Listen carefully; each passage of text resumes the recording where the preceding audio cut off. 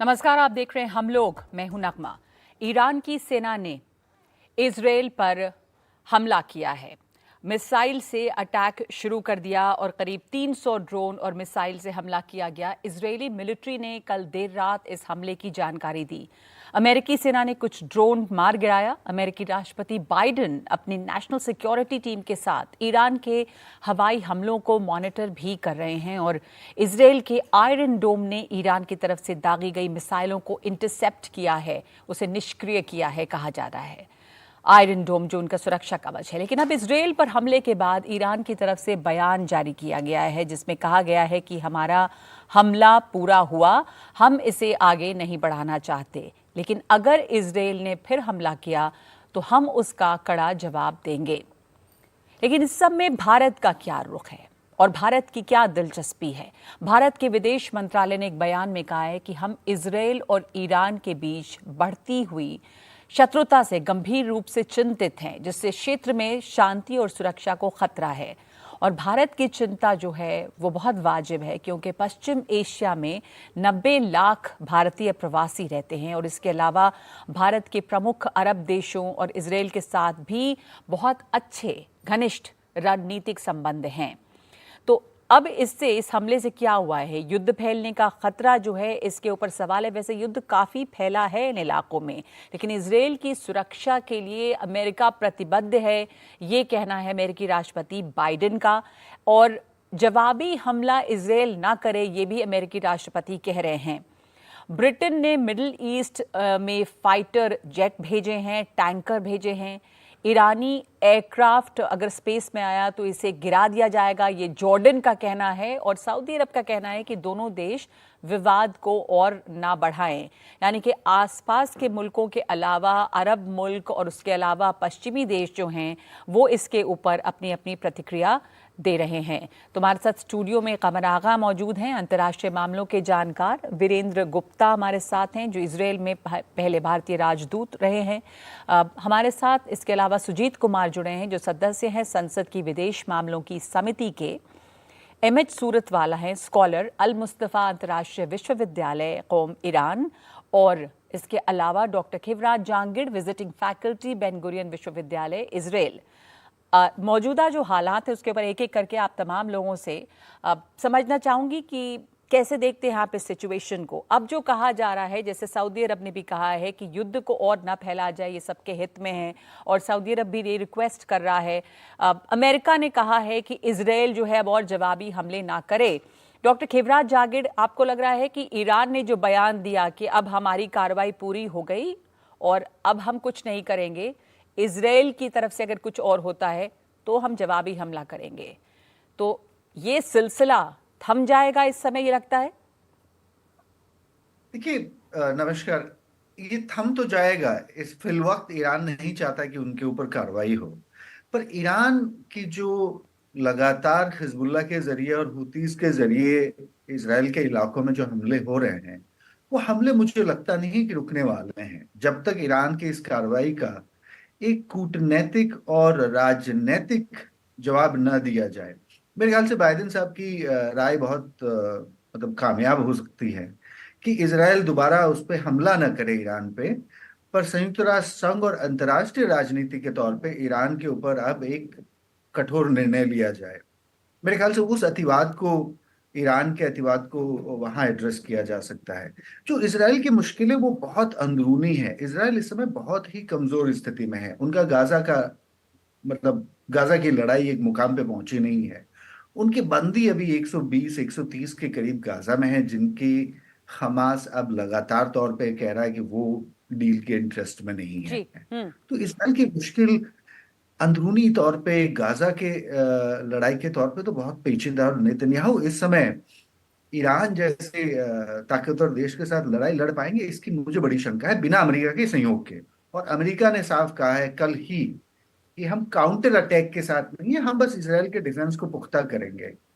और ये बात मेरे ख्याल से ईरान को अचंभा हुआ हो कि ईरान ने 300 350 जितनी भी चीजें दागी, वो एक भी किसी भी बड़ी इमारत या किसी बड़े शहर तक नहीं पहुंच पाई।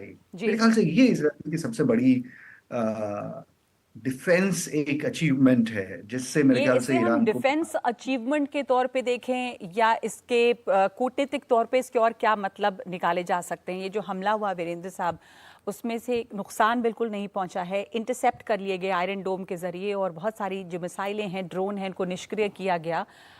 इतनी ज़्यादा मिसाइलें चलाई गई। इस समय जवाबी कार्रवाई, ईरान का कहना है कि उसने एक जवाबी कार्रवाई की, उनके ऊपर हमला हुआ, सीरिया में उनके ऊपर हमला किया गया, तो वो जवाबी कार्रवाई उनको करना ही था। एक तरह से आपको लगता है उनके लिए फेस सेविंग थी? जी हाँ, वो काफ़ी जाहिर था और सब लोगों को मालूम था। इसराइल को भी मालूम था, अमेरिका भी इसके बारे में बात कह रहा था कि ईरान की प्राइड हर्ट हुई कि इसराइल ने ईरानियन कॉन्सुलेट के ऊपर अटैक किया। तो होना ही था ईरानियन अटैक, एक रिटेलिएटरी। बट समझदारी की बात ये हुई है कि इसराइल में बहुत डैमेज नहीं हुआ।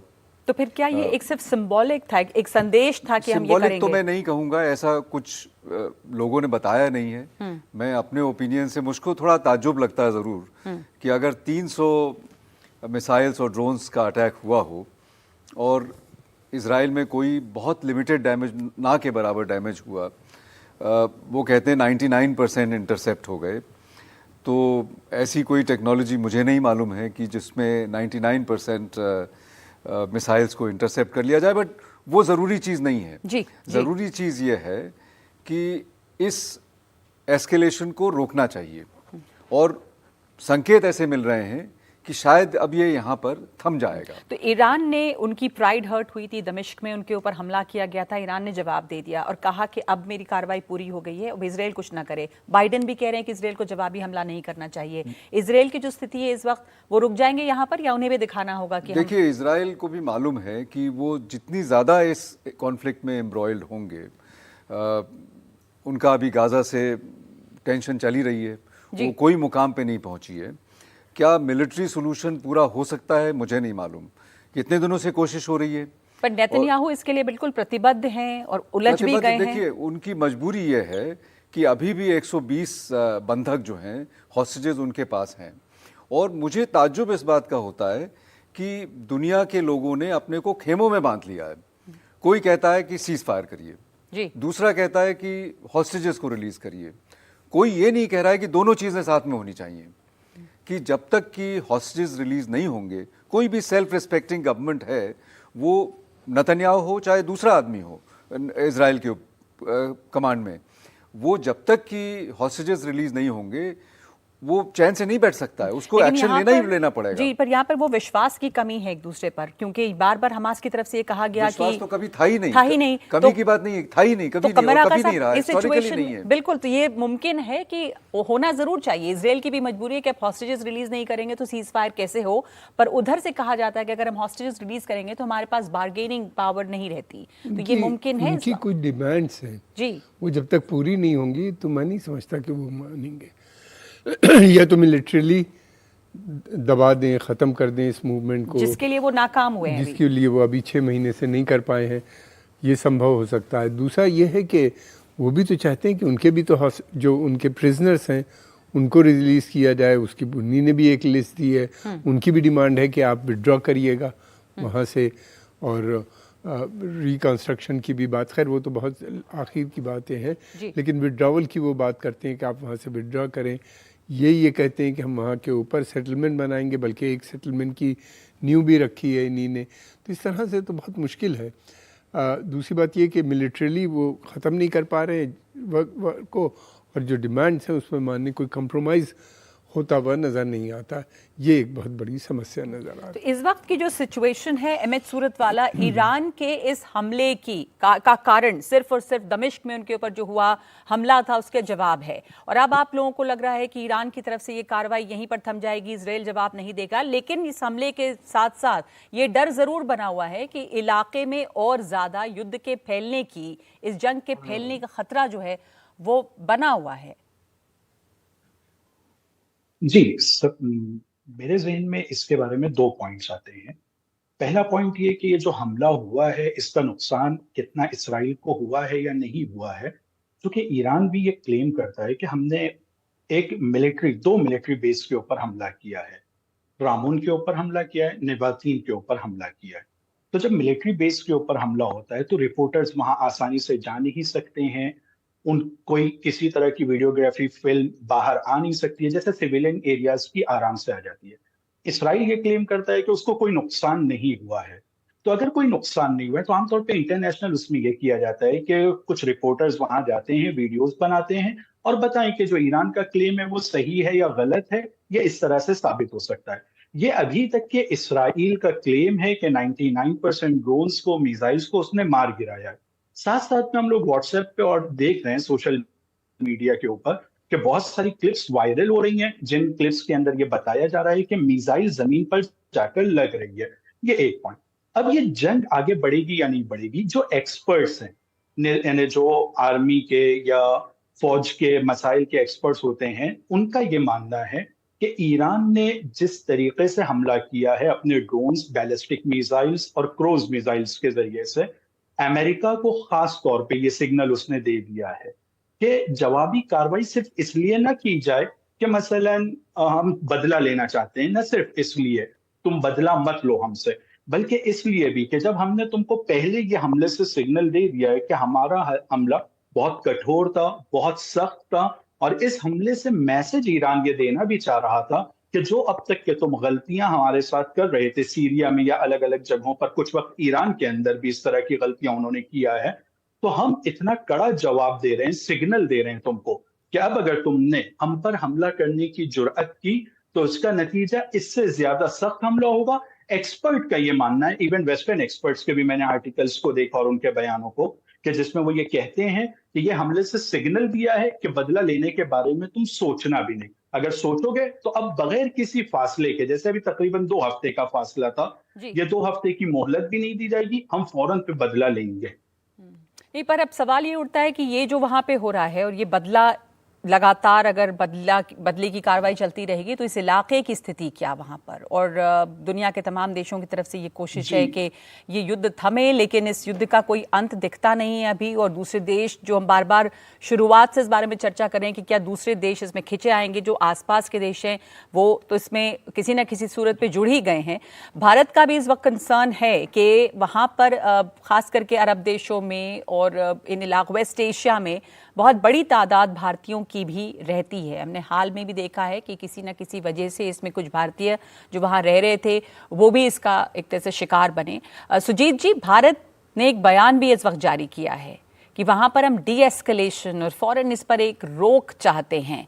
कितना मुमकिन लगता है ये अभी, कंसिडरिंग के ईरान कुछ करेगा, जवाब देगा, इजराइल भी जवाब देगा, इस वक्त क्या कोशिश की जा सकती है यहाँ पर अमन और शांति बने या बहाल हो?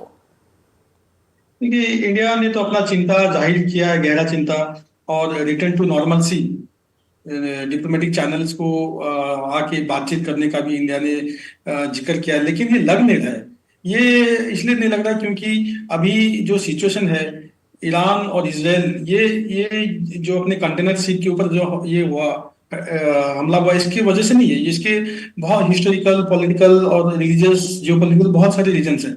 तो इंडिया के लिए ये काफी अभी चिंताजनक अभी सिचुएशन है, क्योंकि अभी हमारा एक इलेक्शन है सर पे, तो ये कॉन्फ्लिक्ट डीएस्केलेट हो, ये ही सबसे बेस्ट इंडिया के लिए अभी सिचुएशन है। लेकिन ये लग नहीं रहा है, और इंडिया के लिए ये बहुत एक ट्रिकी सिचुएशन है, क्योंकि हमारा अच्छा संबंध है इसराइल के साथ भी, ईरान के साथ भी। ईरान के साथ तो हमारा सिविलाइजेशनल लिंकेजेस भी है, हमारे 10 से ज्यादा प्रतिशत हमारा ऑयल आता है ईरान से, वो भी चीप रेट से हम लोगों को मिलता है। इसराइल के साथ हमारा अच्छा डिप्लोमेटिक संबंध है, मिलिट्री कोऑपरेशन है, इंटेलिजेंस शेयरिंग है, रिसर्च है।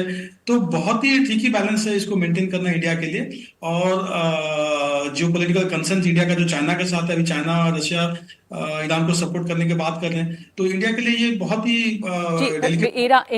इंडिया की जो रिलेशनशिप है डिप्लोमेटिक, वो इजराइल के साथ भी और अरब देशों के साथ बहुत इस समय अच्छी है। हम लोग में ईरान, इजराइल और गजा की जो मूल समस्या है उस पर ये बातचीत जारी रहेगी। एक ब्रेक के बाद लौटते हैं।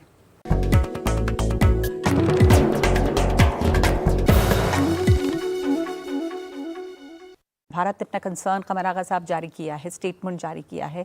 अरब देशों के साथ हमारे रिश्ते कितने बेहतर हुए हैं हाल के दिनों में। खास करके बात होती है जो प्रधान मोदी का कार्यकाल रहा उस वक्त के तेल खरीद फरोख्त से आगे जाकर हमने रिश्तों को इम्प्रूव किया है। सऊदी अरब का बयान हम देख रहे हैं, इजराइल के साथ हमारे रिश्ते अच्छे हैं। इन सब के बीच में जो इस वक्त की ये स्थिति है, क्या आप देखते हैं भारत का कोई यहाँ पर रोल हो सकता है? भारत जनरली इस तरह की मध्यस्थता वगैरह में इन्वॉल्व नहीं होता। अपील उन्हीं ने की है जी कि वो चाहते हैं अमन शांति बनी रहे। जैसा आपने बताया, इतनी बड़ी संख्या में भारतीय मूल के लोग वहाँ रहते हैं। फिर हमारा 70-80% तेल की सप्लाई वहाँ से आती है। आजकल थोड़ा कम है क्योंकि रशिया से बढ़ गई है जी। फिर उसके अलावा ये है कि हमारा $150 बिलियन के करीब का ट्रेड है बायलैटरल। इन्वेस्टमेंट भी वहाँ से आता है। 70% LNG जो है गैस, नेचुरल गैस हमारी कतर से आती है। फिर ये रीजन जो है ये बहुत करीब है भारत के। ईरान से हमारा 10% तेल अभी बताया साहब ने कि आता है। और यही नहीं बल्कि जो हिस्टोरिकल रिलेशन है, टाइज है हमारी, और हमारा जो लक्ष्य है वो 6 से 8% इकोनॉमिक ग्रोथ का है जो लगातार आ रहा है। अगर ऑयल सप्लाईज डिस्टर्ब हो जाती हैं या ऑयल के प्राइस बढ़ जाती हैं, $19 ऑलरेडी बढ़ चुका है इस साल तेल की कीमत।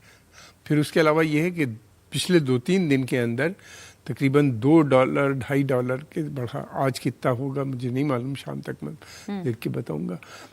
फिर उसके अलावा अमेरिका में भी तेल की कीमत बढ़ी है। सबका JP मॉर्गन का कहना ये है कि $100 के करीब पहुंच सकता है तेल। और अगर सप्लाई डिस्टर्ब होती है तो वो ये कहते हैं कि $120-130 पर बैरल होने की संभावना है। 1/3 ग्लोबल ऑयल प्रोडक्शन जो होता है वो इसी क्षेत्र में होता है। तो हमारा ही नहीं बल्कि ग्लोबल इकनॉमी के ऊपर इसका सीधा असर पड़ता हुआ दिखता है। यही इसीलिए लगता है कि शायद ये जंग थम जाए। लेकिन एक वक्त लंबा गुजर गया है और अमेरिका की शायद अब कोशिशों के बावजूद ये जंग जो है इस वक्त थमी नहीं है। न इजराइल बीच में तो ऐसा लगने लगा था। अगर होगी नगमा तो मुझे लगता है कि सिक्योरिटी काउंसिल की मीटिंग से पहले इजराइल अटैक कर सकता है, अगर करना होगा उनको। अदरवाइज अमेरिकन प्रेशर तो काफ़ी है जी। पर क्या सिचुएशन इस वक्त लग रही है डॉक्टर खिवराज जागिर, इजरायली पर्सपेक्टिव से, खासकर बेंजामिन नेतन्याहू, आपने कहा कि बहुत कमज़ोर इस वक्त इजराइल की स्थिति है। इंटरनल रिबेलियन काफ़ी ज़्यादा वहाँ पे बेंजामिन नेतन्याहू की सरकार के खिलाफ रहा। पिछले दिनों सड़कों पर हमने देखा विरोध प्रदर्शन। इजराइल अब भी ये कहता है, एक अलर्ट है वहाँ पे, इजराइल कह रहा है कि हम इसका जवाब देंगे। स्कूल कॉलेजेस बंद किए गए, वहाँ पर सभाओं पे रोक लगी है। बाइडन तमाम चीज़ छोड़कर व्हाइट हाउस लौटे। हालांकि बाइडन ये कह रहे हैं कि इसका जवाब इजराइल को नहीं देना चाहिए, पर बीते दिनों में इजराइल की जिस तरह की कार्रवाई रही है अमेरिका के निर्देशों के बावजूद, इजराइल की तरफ से क्या इस वक्त लगता है कि रिटेलिएशन, ये जवाब, ये इजराइल में मूड इस वक्त, या नेतन्याहू का रिएक्शन? देखिए, बड़े बोल तो इजराइल में बोलने वाले बड़े नेता हैं और नेतन्याहू खुद कह रहे हैं कि हम इसको अनपनिश्ड नहीं जाने देंगे। पर यहाँ सबसे बड़ी जो शर्त है वो अमेरिका की है, जिससे इजराइल आगे नहीं बढ़ पाएगा। अमेरिका जब तक इसको यस नहीं करेगा काउंटर अटैक को, इजराइल मेरे ख्याल से खुद ब खुद ही हमला नहीं करेगा। और दूसरी बात जो हम गौर कर सकते हैं कि पिछले महीने 2 महीने में अंतर्राष्ट्रीय राजनीति में जो इजराइल की साख खराब हुई है, एक तरह से आइसोलेशन जिसे कहते हैं, वो मेरे ख्याल से इस हादसे के बाद बदल सकता है। देखिए, ईरान एक बहुत ही नाजायज दखल अंदाजी में है। आपको मैं इस बात ईरान की तरफ से, सॉरी मैं आपको बीच में टोक रही हूँ, ईरान, आपने कहा नाजायज दखल अंदाजी, बट ईरान की तरफ से ये कहा जाता है कि ईरान के ऊपर सीरिया में हमला जो किया गया वो इसका जवाब दे रहे हैं, वो अपने राइट के तौर पे देख रहे हैं। आप दुरुस्त कह रहे हैं और कई लोगों ने पहले भी कहा जो मैं सुन रहा था। आप ये बताइए कि पिछले 6 महीने में उत्तरी इजराइल में जो हिजबुल्लाह के रॉकेट लॉन्च हो रहे हैं, उसकी वजह से 1 लाख के करीब इजरायली अपने घरों से बाहर रह रहे हैं। वो 1 लाख उत्तरी इजराइल में अपने घर भी नहीं जा पा रहे हैं। तो इजराइल का जो कार्रवाई करना था सीरिया के अंदर, वो मेरे ख्याल से बेजा नहीं लगता। अगर आप वो आप कह रहे हैं हिजबुल्लाह की कार्रवाई की वजह से वो जवाब वहां पे दिया गया, पर भाई हिजबुल्लाह तो ईरान ही है। हाँ, हिजबुल्लाह की जो बुनियादी नींव है, हिजबुल्लाह को जो लोग चलाते हैं वो बुनियादी तौर पे शिया रिवॉल्यूशन के एजेंट्स थे, जो ईरान से, आपको आगा साहब और गुप्ता साहब दोनों बता सकते हैं कि हिजबुल्लाह को बनाने के लिए ईरान के ही सिपह सलार लेबनान में भेजे गए। हमास की राजनीति और एक धार्मिक उन्माद की राजनीति, जिसे जिहादी मेंटेलिटी कहते हैं, उसको बढ़ावा दिया और उसका नुकसान फलस्तीनी अथॉरिटी ने सबसे ज्यादा भुगता है। तो फिलिस्तीन के ही लोगों को सुन लीजिए ईरान के ठीक है, बारे में, जी, वो बता जी। देंगे कि तो हमें नहीं और भी चाहिए लोगों की ये- राय ले लें जो आपने कहा है उस पर, वीरेंद्र जी। जी हाँ, देखिए, पहले तो आपने जो हिजबुल्लाह का एक्शन है, जो खिबरात जागिर कह रहे हैं प्रॉक्सी कि- एलिमेंट्स हाँ, हैं, प्रॉक्सी ईरान, तो प्रॉक्सी एलिमेंट से अटैक और डायरेक्ट अटैक में बहुत फर्क है। इंटरनेशनल रिलेशंस में इस बात को बहुत ही अलग तरीके से समझा गया है। तो जो इजराइल ने ईरानियन एम्बेसी की कॉन्सुलेट पे जो अटैक किया, वो it was a grave provocation. आप देख रहे हैं हम लोग, जिसमें हम चर्चा कर रहे हैं इजराइल और ईरान के बीच जो मौजूदा टकराव है उसकी वजह, उसके क्या कारण। एक ब्रेक के बाद भी ये चर्चा जारी रहेगी।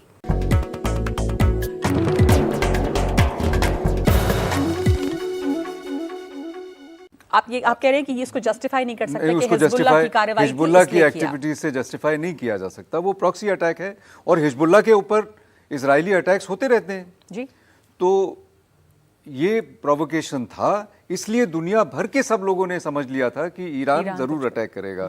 आई थिंक ईरान ने समझदारी से काम लिया है मेरे हिसाब से। 15 दिन वेट किया, उसके बाद में ऐसा अटैक किया कि जिसमें कोलैटरल डैमेज बिल्कुल लिमिटेड हुआ है। हो सकता है कि शायद मिलिट्री जो इंस्टॉलेशंस हैं उस पर थोड़ा सा डैमेज हुआ हो, जिसके बारे में रिपोर्ट नहीं आई है। बट इजरायलियों ने भी एक सेटिस्फैक्शन, उनके लिए भी फेस सेविंग हुआ कि उन्होंने सारे अटैक्स को न्यूट्रलाइज कर लिया। आपने पहले एक सवाल पूछा था कि इंडिया इसके बीच में क्या कर सकता है। तो इंडिया के लिए बहुत बड़ा डायलेमा है कि इंडिया का इंटरेस्ट तो सब लोगों ने बताया, कमाल आगा जी ने भी बताया, बहुत ज़्यादा इंटरेस्ट है वहाँ पे। तो हमारे लिए बहुत चिंता का विषय है, लेकिन हम कुछ कर नहीं पाएंगे इस वक्त में। जो परिस्थिति है और वो पिछले 50-60 सालों से चल रही है और हमारी इतनी कैपेसिटी नहीं है कि हम उसमें मीडिएशन कर सकें, इंटरवेंशन कर सकें। जो कर सकते हैं, अच्छा, इतना मिसट्रस्ट है पार्टीज़ में कि वो आपस में भी सुलझा नहीं सकते। लकीली जो मिडल ईस्ट में और कंट्रीज़ हैं, सऊदी अरेबिया, यूएई, वो आजकल थोड़ी इक्विटेबल रिलेशनशिप बनाए हुए हैं। इजराइल से भी उनके अच्छे रिलेशंस हैं, तो शायद वो थोड़ी सी पहल कर सकते हैं। बट मुझे लगता है कि उनकी भी कैपेसिटी लिमिटेड है। एक कंट्री है अमेरिका और थोड़े वेस्टर्न अलाइज को मिल के ये कर सकते हैं। अभी अमेरिका में इलेक्शन होने वाला है। उस इलेक्शन के वक्त में चाहते हुए भी बाइडन साहब जो है वो एक न्यूट्रल ऑब्जेक्टिव स्टैंड नहीं ले सकते। नहीं, जो खिबरात जागिर कह रहे हैं वो मैं पूछ रही हूँ, वो कह रहे थे अभी कि जब तक अमेरिका का सपोर्ट नहीं होता है इसमें, इजराइल की अभी स्थिति नहीं है कि वो अपने आप इस जंग में और फर्दर करे। बिल्कुल नहीं कर पाएंगे जी, तो लिमिटेड है कैपेसिटी, लिमिटेड कैपेसिटी है, इतने दिनों की जंग है। कमर आगा साहब, लेकिन आपने जो बात पहले कही थी, कई बार हमने ये भी देखा है कि अमेरिका नहीं चाहते हुए भी इसराइल ने ऐसी सिचुएशन क्रिएट कर दी कि बाद में अमेरिकन को उसके सपोर्ट करना पड़ा, उसमें दाखिल होना पड़ा। तो यहाँ पे भी अगर वो कुछ करते हैं तो अमेरिकन के पास कोई दूसरा ऑप्शन नहीं होगा बट टू डिफेंड इजराइल, उसकी सुरक्षा के लिए। अभी ये देखते हुए कि वहाँ पे भी इलेक्शन का वक्त है और क्या बाइडेन इसमें, उनके यहाँ भी इतनी खिलाफ इसके आवाज है, बहुत ज्यादा उनके यहाँ प्रॉब्लम है। लेकिन दूसरी तरफ इलेक्शन ईयर है, जूइश लॉबी बहुत स्ट्रांग है, बेइंतहा स्ट्रांग है उनके यहाँ जूइश लॉबी, और मेजर फंडर है इलेक्शन के अंदर। उनके पास बड़ी बड़ी बिजनेसेस हैं, मीडिया कंट्रोल करते हैं वो लोग, उनका बड़ा रोल है उसके अंदर। और यही नहीं बल्कि सेनेट के अंदर अगर आप देखें या हाउस ऑफ रिप्रेजेंटेटिव्स में अगर आप देखें तो 99% तो प्रो इजरायली आपको वहाँ पे है। कोई वो एक लफ्ज़ भी इजराइल के खिलाफ सुनने पे तैयार नहीं है। तो इस तरीके से they have very strong base. और दुविधा दोनों जगह पे लेकिन है, अमेरिका के सामने, इजराइल के सामने। और 6 महीने से ये जो जंग जारी है उसमें इस वक्त की भी स्थिति यही दिखती है कि हम कहीं बहुत ज़्यादा आगे और कोई सोल्यूशन दिखता नहीं। और हम लोग बार बार चर्चा कर रहे हैं कि कहीं ये जंग और तो नहीं फैलेगी, पर आसपास के इलाकों में, दूसरे मुल्कों में इसका असर तो दिख ही रहा है। एक चीज़ है, पॉलिसी अमेरिका की भी यही है, रिजीम चेंज। हाँ। भले वो ये ना कहें अब रिजीम चेंज, इस वक्त लफ्ज़ नहीं यूज़ कर रहे हैं, लेकिन ये कि उनको वो काफ़ी डिस्टर्ब है जब से सऊदी अरेबिया से ईरान के रिश्ते बने हैं। हम तब से देख रहे हैं लगातार डिप्लॉयमेंट भी बढ़ता जा रहा है, तब से लगातार वहाँ के ऊपर चेंजेस नज़र आते हैं। फिर हमस का हो गया, अगर हमस का ना हुआ होता तो उस समय एक समय ऐसा आ गया था। सऊदी अरेबिया इस वक्त एक बहुत न्यूट्रल रोल में है, जी, किसी तरह से अपनी कोई साइड या नहीं, वो एक मध्यस्थता के भी सिचुएशन में आपको दिख रहा है कि कुछ वो कर सकता है, या वो बस ये कहता है कि आप इसको बढ़ाएं नहीं, कोई साइड लेता हुआ दिखता है? एम्बेसडर ने बड़ी अच्छी बात की गुप्ता जी ने कि यूरोप और अमेरिका का अगर प्रेशर पड़ेगा, ज़बरदस्त प्रेशर पड़ेगा, तभी हो सकता है कुछ। तो आप देख रहे हैं हम लोग, और हम चर्चा कर रहे हैं उस समस्या की जिसमें जो मौजूदा युद्ध है वो भी 6 महीने से आज जारी है, और समस्या जो है वो बहुत पुरानी, इसका इतिहास है, लेकिन इसके समाधान क्या हैं और क्या समाधान के लिए कोई तैयार भी है? अभी एक ब्रेक के बाद ये बातचीत जारी रहेगी।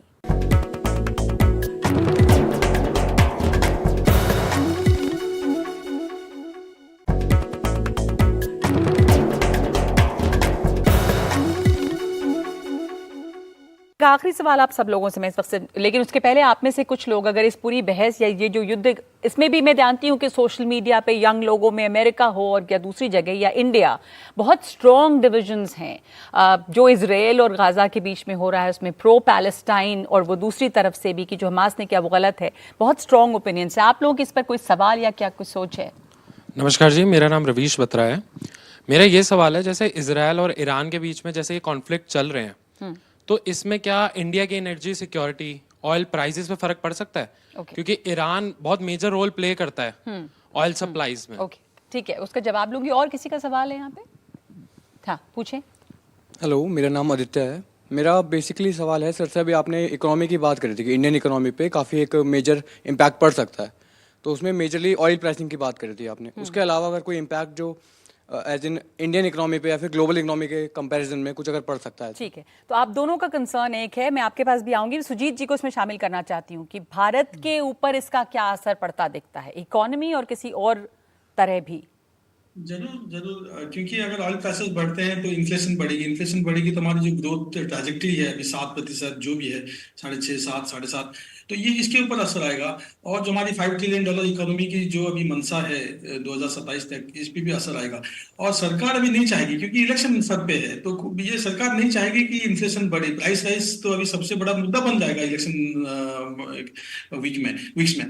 तो ये इंडिया के लिए बहुत जैसे डेलिकेट बैलेंस है। और दूसरा एक चीज मैं बताना चाहता हूँ, हमारा जो स्ट्रेटेजिक इंटरेस्ट है ईरान के साथ चबार पोर्ट में, ग्वादर एयरपोर्ट के बिल्कुल नजदीक है, तो ये इंडिया को ये भी जरूर इंडिया के ध्यान में है कि इसको कैसे, क्योंकि ग्वादर जो BRI का सीपेक चाइना का एक ये है, क्राउन ज्वेल है, चाइना पाकिस्तान उनका रिलेशनशिप, तो इसको भी ध्यान में रख के इंडिया अपना न्यूट्रल जो रोल है, मैं बिल्कुल सहमत हूँ आपके स्टूडियो में जो दोनों मेहमान बैठे हैं इनके बातों से कि इंडिया को बिल्कुल न्यूट्रल रोल प्ले करना है। अपना नेशन फर्स्ट, इंडिया फर्स्ट वाला जो फिलोसफी अभी भारत सरकार का जो है, इसको अडॉप्ट करके अभी इंडिया को एक बैलेंसिंग, दोनों देशों के साथ एक बैलेंसिंग रोल, जिसकी कोशिश लगातार भारत कर रहा है। कोई और सवाल आप में से इसका? हाँ, पूछें आप सवाल। जी, मेरा नाम भव्या है। मैं ये पूछना चाह रही हूँ, जैसे आपने बोला कि भारतीय लोग जो रह रहे हैं UAE, अरब कंट्रीज़ में, वहाँ पे बहुत चिंता हो रही है, हॉस्टाइल्स वगैरह जो रह रहे हैं उनके लिए। लेकिन जैसे इंडिया भी चाह रही है डी एस्केलेशन का, तो इंटरनेशनल कम्युनिटी क्या प्रिवेंट कर रही है अपने उनको हेल्प करने के लिए, इस युद्ध को रोकने के लिए? एक ये ओवरऑल सवाल कि इतने दिनों से ये जंग है, अगर एक मैं आप सब से जवाब चाहूँगी, इस वक्त की स्थिति क्या लगती है? अंतर्राष्ट्रीय समुदाय की तरफ से जो दबाव अब तक रहा वो काफ़ी नहीं है, पर उम्मीद है कि ये कुछ उससे मुमकिन कैसे हो पाएगा? देखिए, जो इंटरनेशनल कम्युनिटी है वो इन चीज़ों पे बहुत कम प्रेशर डाल पाती है। कंट्रीज़ जो मेन एक्टर्स हैं और जिनका रोल है, जो बड़ा रोल प्ले कर सकते हैं, अनफॉर्चुनेटली वो पॉलिटिक्स के हिसाब से देखते हैं, दुनिया में उनके क्या इंटरेस्ट हैं और किस तरह से इंटरेस्ट सर्व होते हैं, क्या उनके डोमेस्टिक इलेक्टोरल पॉलिटिक्स में क्या असर पड़ता है, ये कंसिडरेशन ज़्यादा वे करते हैं। कोई आदमी जो है ह्यूमैनिटी के बारे में, क्या ह्यूमैनिटेरियन डिज़ास्टर है, कितने हज़ार लोग बाग, 10, 20, 40, 50 हज़ार लोग बाग गाजा में मारे गए हैं, उसकी किसी को चिंता नहीं हो रही है। तो I am really surprised and it's very disappointing. एक आखिरी सवाल आप तमाम लोगों से, खिवराज जागिर, इस वक्त जो स्थिति है, ईरान ने हमला किया, जवाबी कार्रवाई माने या जैसे भी, और उसके बाद अब इजराइल का क्या होगा, उसमें भी आपने कहा लगातार कि अगर अमेरिका साथ देता है तो इस वक्त इजराइल की क्षमता है कि वो कुछ सैन्य कार्रवाई करे। इस वक्त जो ओवरऑल सिचुएशन यहाँ पर दिख रही है वेस्ट एशिया में और ईरान इजराइल का तो डायरेक्ट अब एक कन्फ्रंटेशन है, गाजा की स्थिति, अगर आप संक्षेप में इसकी आपकी एनालिसिस क्या ये स्थिति कुछ बेहतर होते दिख सकती है? इलेक्शन ईयर अमेरिका में भी है, बेंजामिन नेतन्याहू के खिलाफ इतनी आवाजें हैं, क्या दिखता है आपको अभी ये इस हमले के बाद? कहाँ जा रहा है ये युद्ध? देखिए, इस हमले के बाद और इस हमले के पहले फिलिस्तीन के नाम पे और फिलिस्तीन के लोगों का जो नुकसान हो रहा था वो होता रहेगा। सबसे बड़ी त्रासदी देखिए फिलिस्तीन के नेशनल राइट्स की है।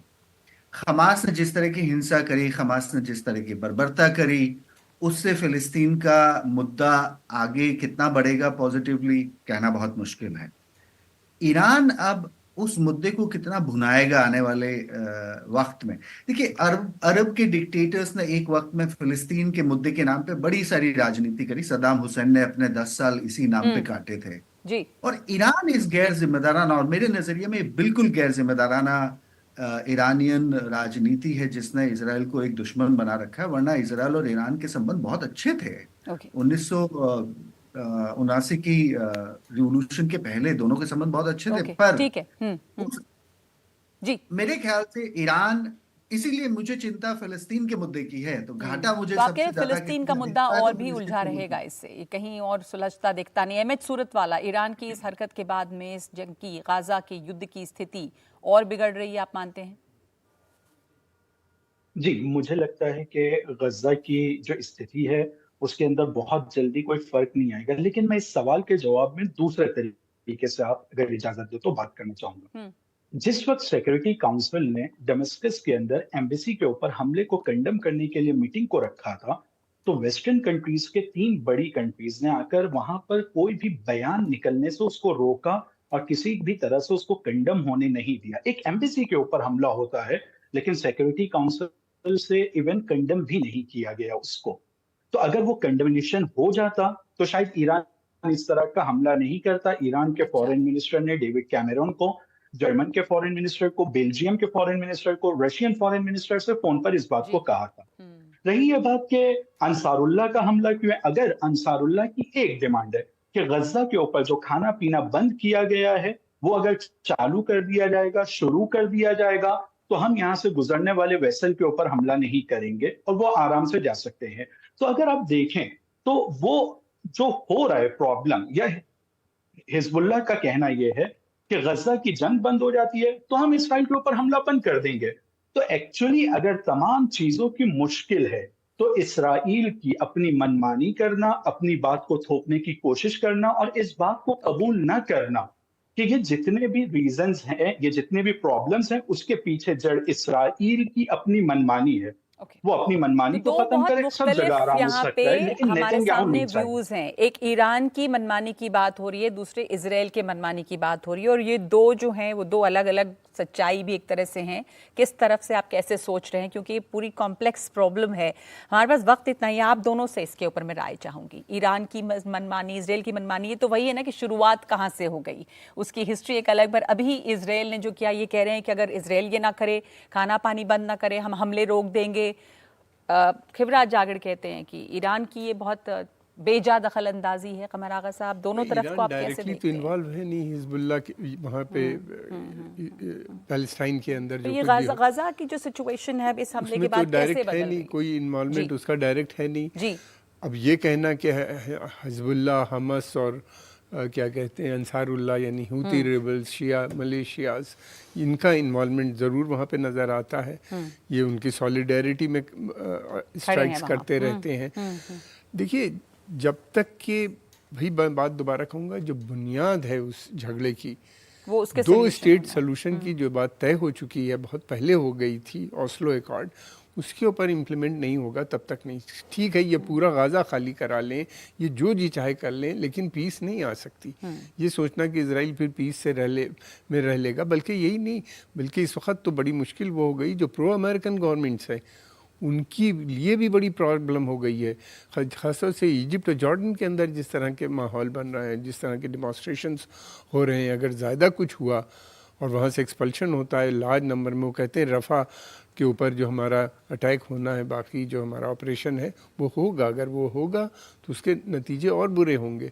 तो जंग तो छिड़ती हुई रीजन में फैली हुई है, ऑलरेडी फैली हुई है, ये रुकती हुई नज़र नहीं आती, इसलिए कि अंसारुल्लाह मानेंगे नहीं। पर अब क्या ये वीरेंद्र जी, आखिरी सवाल ये, अब ईरान इजराइल कॉन्फ्लिक्ट के तौर पे ये एक सामने आके खड़ा हो गया? नहीं, ईरान इजराइल कॉन्फ्लिक्ट नहीं, ये सही कहा है, गाजा का मेन इशू है। हाँ, बट ये जो अब हमला हुआ, जैसे दोनों तरफ के हमने ये तो हमला ऐसा लगता है कि रुक गए हैं जी। थोड़ी कंपल्शन था दोनों तरफ से, लेकिन फिर से देखिए 6 महीने से मिलिट्री सोल्यूशन सक्सेसफुल नहीं हुआ इजराइल की तरफ से। इजराइल ने बहुत मार करी है तो भी नहीं सोल्यूशन हुआ, तो फिर से वापस जाना पड़ेगा जो पहले बात हो रही थी कि सबको बैठ के इजराइल को भी ये सोचना पड़ेगा कि मिलिट्री सोल्यूशन इम्पोज नहीं किया जा सकता है, तो उनको जो है एक सेटलमेंट के लिए they will have to show greater readiness. और देयर आर कंट्रीज, अमेरिका भी मदद कर सकता है, यूएई मदद कर सकता है, सऊदी अरेबिया मदद कर सकता है, कतर मदद कर सकता है कि एक सीज फायर और एक इंटरिम सोल्यूशन, परमानेंट सोल्यूशन अभी नहीं आएगा, बट इंटरिम सोल्यूशन होके और थोड़ी सी अमन और शांति हो सकती है। तो इसकी कोशिश करनी पड़ेगी और दोनों तरफ से वो तैयारी, वो जज्बा, वो रेडीनेस होनी चाहिए कि एक अंतरिम कम से कम यहाँ पर समाधान बहुत ज़रूरी है। और सही है कि ये ईरान इजराइल का टकराव नहीं, हालांकि युद्ध इस इलाके में फैलता जा रहा है और उसमें मुल्क जो है वो किसी न किसी तरह से खींचे चले आ रहे हैं, पर बात गजा की है, वहाँ पर रह रहे लोगों की है, बात इंसानियत की भी है, जिस पर लगातार 6 महीने से हमला हो रहा है। बहुत शुक्रिया आप तमाम लोगों का हमारे साथ जुड़ने के लिए। आज के लिए इतना ही।